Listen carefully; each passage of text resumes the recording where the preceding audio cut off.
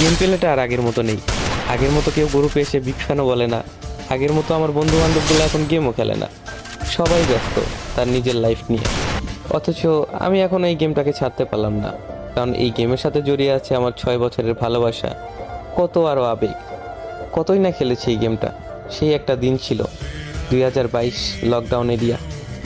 সারা দিন রাত 24 ঘন্টা ধরে গেম খেলতাম। কতই না বকা শুনেছি আম্মুর হাতে। তারপরেও এই গেমটা ছাড়তে পারিনি। কিন্তু এখন এমন একটা সময় চলে এসেছে, হয়তো বেশি দিন আর গেমিং লাইফে থাকা হবে না। গেম প্লের যে অবস্থা দেখতে পাচ্ছ তোমরা। আগে যেখানে 6টা প্লেয়ারে ইজিলি মাইরা দিতে পারতাম, এখন 4টার মাঝখানে ঢুকে একটারে মারতে কষ্ট হয়ে যায়। আর এই কথাগুলো আমি এখন কেন বলতেছি তোমরা অনেকেই বুঝবা না, কারণ তোমরা কিছু কিছু নতুন প্লেয়ার আছো যারা এইগুলাকে জাস্ট মজা হিসাবে নিবা। কিন্তু ওল্ড প্লেয়ার যারা আছে, যারা তাদের গেম প্লে হারাইছে, তারা অবশ্যই আমার এই বেদনাটা বুঝবে।